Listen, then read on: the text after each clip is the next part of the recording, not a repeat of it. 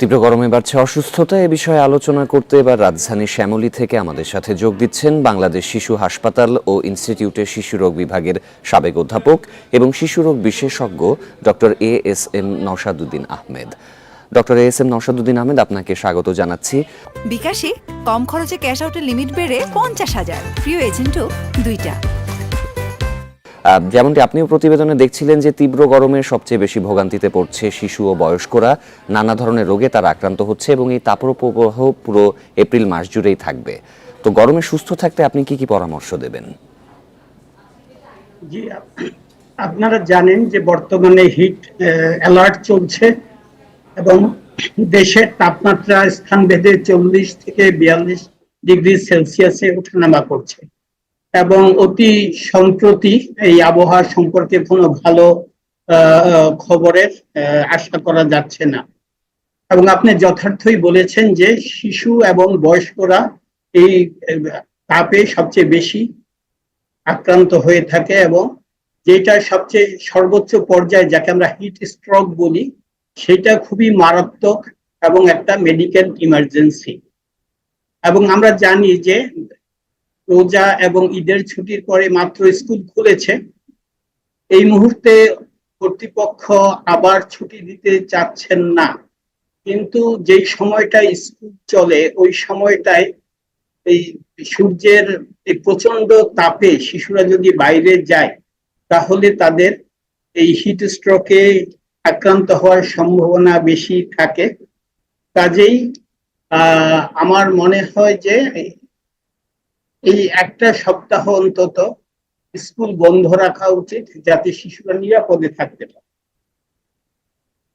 আরেকটি বিষয় আমরা দেখতে পাচ্ছি যে সারা দেশেই হাসপাতালে রোগীর সংখ্যা প্রতিদিন বেড়ে যাচ্ছে। এই বাড়তি রোগীর চাপ সামলাতে হাসপাতাল কর্তৃপক্ষের কি কি পদক্ষেপ নেওয়া উচিত? আসলে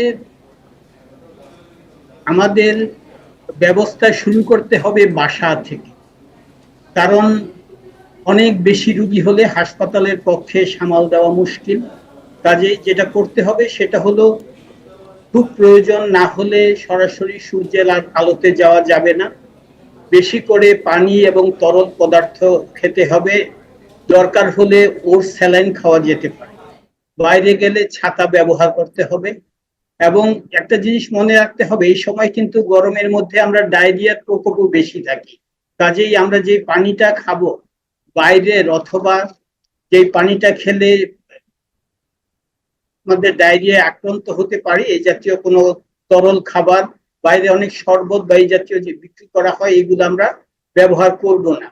তারপরেও যদি হাসপাতালে যেতেই হয় তখন হাসপাতাল এইসব ইমার্জেন্সি ক্ষেত্রে সবসময় তারা সচেতন থাকে এবং তাকে একটা ঠান্ডা জায়গায় রেখে যদি পর্যাপ্ত পরিমাণে তরল খাবার এবং মুখে অথবা স্যালাইনের মাধ্যমে দেওয়া হয় এবং তাকে যদি একটা ঠান্ডা পরিবেশে রাখা যায় তাহলে আশা করা যায় যে তার অবস্থা ক্রমান্বয়ে উন্নতি হবে। নওশাদউদ্দিন আহমেদ, একটি বিষয় হচ্ছে যে এই যে হিট স্ট্রোকের কথা বললেন, অনেকেই হয়তো বুঝতে পারে না যে ঠিক কোন সময়টাতে তাকে হাসপাতালে যেতে হবে, কি ধরনের অনুভূতি হলে হাসপাতালে যাওয়া প্রাথমিকভাবে কার্যকর করতে হবে।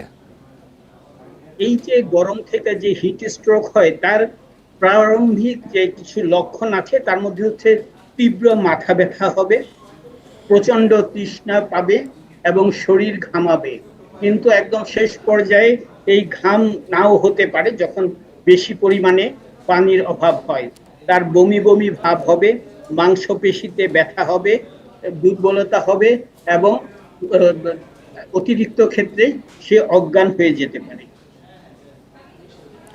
ডক্টর এএসএম নওশাদউদ্দিন আহমেদ, আপনাকে অসংখ্য ধন্যবাদ আমাদের সাথে যোগ দিয়ে আলোচনায় অংশগ্রহণের জন্য।